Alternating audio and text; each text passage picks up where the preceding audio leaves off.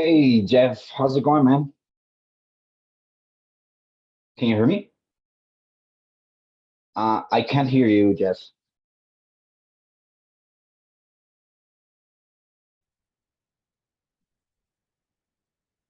Can you hear me now? I can hear you now. Cool. How's everything doing, man? Okay. It's going all right. Uh, on my way to pull up at this hotel, but everything's been all right. Been busy. I know, man.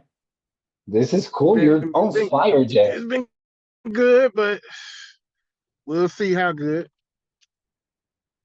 We got a couple All right, contracts. man. We're just in the middle of trying to dispo them right now. Okay, that sounds great, man. Congratulations, you're doing really good. How you feeling about all Thank you. those deals? I'm feeling good. It's one of them may have went a little too high on. It's just because it's in a non-disclosure state, so I kind Oh, of feel like I was going. Oh yeah, it was in a non-disclosure state, so I was confident about all the properties that were listed, and I've got an interested buyer. They just want to see what the sold comps were. So now I'm reaching out to different realtors in the area to see if they're going to help me get some comps on it. So oh, I get it. working on that. Yeah. Uh, I'm in renegotiations in another one with the seller with the one in Jacksonville, but All right. Keeping yourself busy, huh? sorry. Yeah, it's been doing good. Awesome, man. I'm happy for you, Jeff. Yes, Cool. All some of the right. So, leads some of the leads have been a lot better lately. Like, without a question, that's for sure. mhm. Awesome, man. All right, so let's talk about those latest deals. So how many properties you have already under contract? Like four, I got five? four. Yeah, I Amazing. got four, five actually on the contract. I got four properties in a lot, You and got it. I have two more in the pipeline right now. So That is awesome, Jeff. I'm happy for you. Wow, that's crazy. Congratulations, brother. So, thank you, thank you. okay, we have only discussed about your very first property under contract. So let's try to kind of summarize the other four deals. So tell me about them a little bit. Like, give me some context about those last four deals.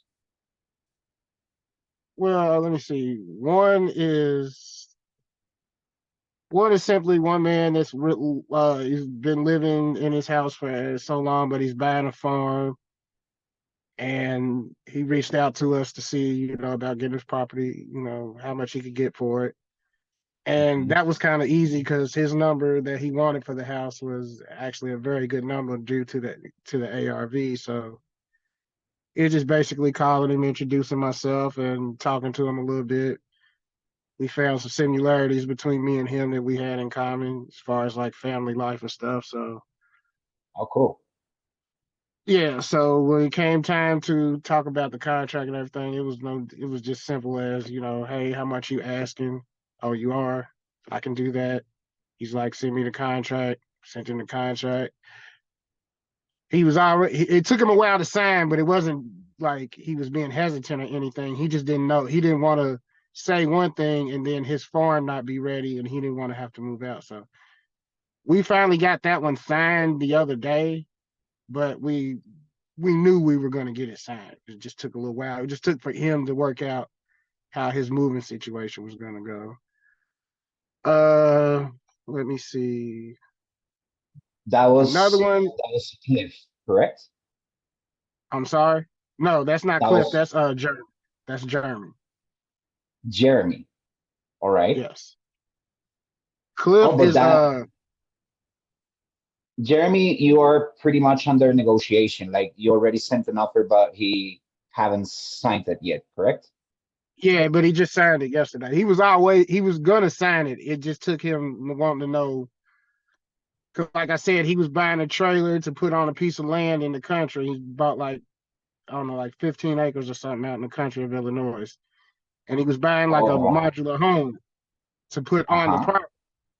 And he just didn't want to close on his house until he knew when the modular home was going to be installed into the property. So that's all he was waiting on. Oh, Cliff I is get it. no, Cliff is the one I was telling you about that's in the non-disclosure state. So it's I've kind of got it under contract and I got a buyer interested, but the buyer wants to see sold comps and it's hard I can't do that without actually MLS access. So I've already reached out to a couple people to try to get those comps. Oh, I see. Uh, Cool. Do you want me to move Jeremy from to under Yeah, move contract Jeremy because to under he's contract. Yes, I thought I did that, but maybe I didn't. But yeah, please move him to under contract. absolutely, man.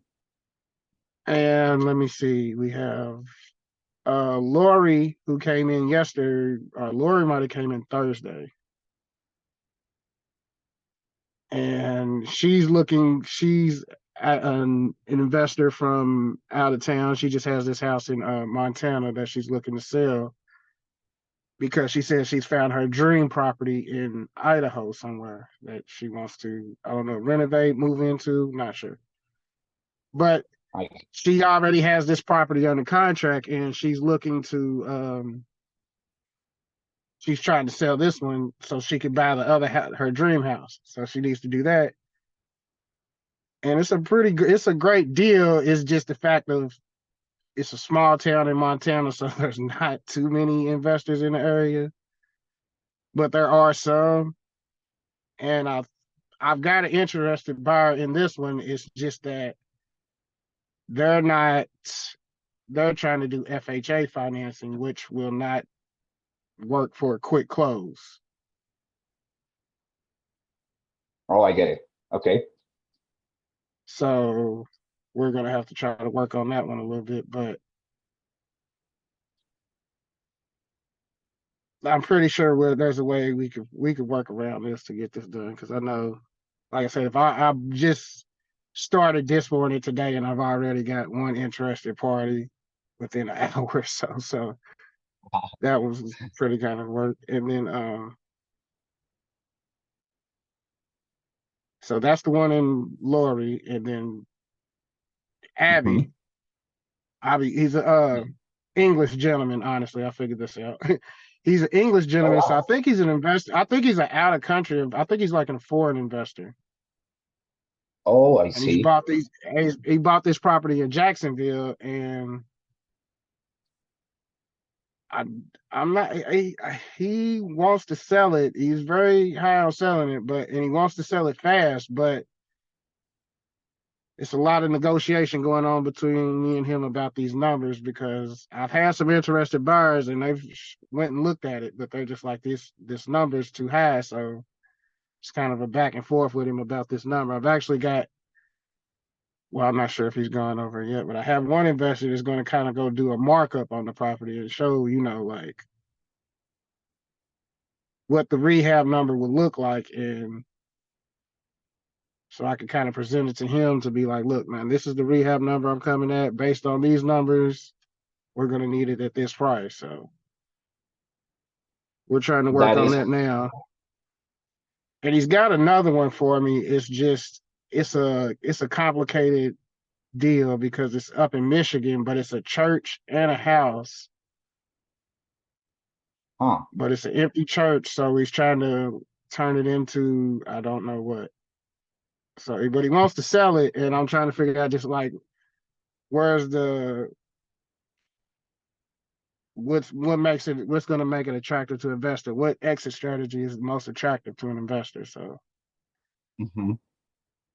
yeah, so that's it. That's where we're at right now. Then I just got one in today, but the one I got just like about an hour ago, this one's just in the pipeline. But I don't know how I'm gonna move forward on that one yet because I don't. It's in a small town in Alabama. I don't know if there's buyers there, and it's it's so small that like I don't even know if I can really comp it correctly. So I'm gonna Oh, I see. do. Yeah, so I'm gonna look at that one a little bit deeper, but I don't know how much time I'm gonna spend on it if it's not too. If it doesn't look like it's gonna work. You know what, Jeff? Whenever you are in that situation, when let's say you get a lead like far out of your areas or whatever, you don't have like many connections, you can use the Facebook group, our Facebook group. You can make a post like, "Hey, I have this lead. It looks promising, but it's way far out from me. Someone is able to work on it, and you will get people participating on your post." Oh yeah, I I do have that all seen the people. time. I do that all the time. I'm a member of probably every Facebook group in every state. Cool. So All yeah, right, I I do like it. that all the time. I know that's why I said that's the way I'm gonna try to look into it. Like I'm gonna ask some other people in that area, like what do they think about this area? Would there be an investor there or anything like that? Yeah. All right, get it. So you have a lot of stuff here on those properties. So most of them, well, you're doing any sub-two deals there? No, right? No, not sub two. No, I haven't had a So, sub two yet because so are you wholesaling? most of these sellers are looking for cash offers. Yeah, I'm Right. wholesaling all these. Yeah. Cool. Cool, man. All right. So, well, I'm pretty sure that you have learned a lot from all of these experiences with these deals. So, what will be like your biggest takeaway from doing these deals that you could consider that you could apply in future deals? I mean, just that if some of these practices, like some of these, most of these deals are in, they're not in really hot, big markets. You know what I'm saying? Like they're in smaller towns. So I just want to, like, if I could get used to closing deals in smaller towns, that means I could close a deal anywhere. So For that, yeah. that's the big takeaway point from these deals. Like, if I can close these deals, if I get all these deals closed, that means I can probably do this anywhere. Because a lot of people, like most investors, most wholesalers, they want to stick to the big markets where everybody's buying and stuff like that. And I mean, that's good because it's very easy to dispo deals and stuff like that. But Right. if I could focus on the smaller towns where it's not that much competition and still be able to do it, it's a lot better. And it's like, two of the people I'm actually really, two people I really like needed my help. So it's kind of good to do that for them. That is awesome, and definitely that's a very good takeaway. I mean, probably nobody perceives the industry like that. Like in small towns and small markets, as there is less competition, there is more potential to put to eventually closing deals, right? So this is really good. Yeah. Awesome. Awesome. I like that. I like that, mindset that you're having right now. Um, overall, because I'm pretty sure that you have a pretty standardized process with, when it comes to manage all of your leads. So if you had to walk me through your sales process with these people, how would you walk me through that? I mean, I don't have a sale. It's basically just talking to them first and finding out, you filled out the thing. So why are you looking to sell your house? What's going on? You don't, it's not a sales process. It's just answering the question. Like, yo, I why do love it. you, yeah, it's just like, hey, how are you? I noticed you're looking to sell your house. Why? What's going on? Is everything, just, it's a conversation. I have more of a conversation. I don't have a process. I love that. So you're pretty much authentic and you're being yourself whenever you jump into a call with a person. You're just not a seller, just a human being trying to offer a solution. Yep. Perfect. So you mentioned that with one of these people, there were like certain commonalities, things that you had in common with them. So of course, this is highlighting the importance of, as you're saying, being authentic and building rapport with those leads before starting to shoot numbers and all that, just being natural with them, right? And not present yourself as just as an investor, but as a human being, as a partner that is offering solutions. Yes. Okay, cool. All of these conversations were over the phone, or all of these deals, or at some point did you get to visit one of those properties? No, it's just all over the phone. That is amazing. Everything remotely. Cool. Mm-hmm. All right. So I'm showing that some deals took you like 27 days. For example, this Jeremy, 27, 26 days. Um, other other deals right there took less than that. So in average, how long is it taking? For example, this Lori, it took you 3 days to look it up. Is that correct? Yeah. That is amazing. So in average, how long is it taking for you to, to take a lead from the very moment it comes in until converting it to a deal in average? Depends. Everybody has their own I can't tell you on average. On average is too low. I don't have an average because Lori wanted to sell right then and there. Some people need a few days to talk about it. Some days it takes me 2, 3 days to figure out comps on these properties because they're so far away. So, like I said, Jeremy took 27 days. Lori took 2 hours. Ugh, I don't have an average. I would say maybe the best average I could give you is probably about 3 conversations. That is nice. Okay, so in average, like if you summarize all of the deals, all of these 5 deals, um, how much are you making in ROI in total, or how much you calculate your ROI is going to be If I get all these deals closed, I should have like 40,000. altogether? Yeah. All right, that's very nice. Perfect, Yep. man. Again, congratulations. You're doing amazing. Probably you are one of Hesel clients that are closing more deals currently.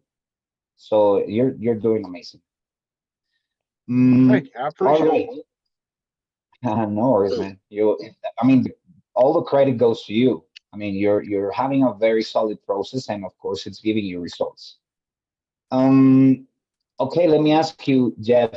In terms of lead generation, would you recommend our services? Yes. Yes, I do. Very much All right, so. awesome. Appreciate that. Like while we've had this Well, call, I've literally had two new leads pop up. I just noticed that. Yeah, that is Yeah. crazy. Yeah. Your campaign is doing amazingly. All right, almost there, Jeff. I'm not going to take much of your time. Let me ask you, do you think that you're doing something different than other investors that is really making a difference for your results? Not too much. Okay. Just And would you have like a little piece of advice to, to new investors that are just starting up in this business? just be authentic. Just be And you authentic got when it. you talk to the sellers, man. Just be authentic. I know that You're everybody has a sales process, but if you they can see that coming a mile away. If you just talk to them like a human, you'll get a lot better feedback and results. It's just terrific. my advice. That is awesome. It's a great piece of advice, Jeffrey. Perfect, man. Thank you very much. Appreciate your time. And one more time, congratulations, Jeff. I'm proud of you. All right. Awesome, man. Bye now.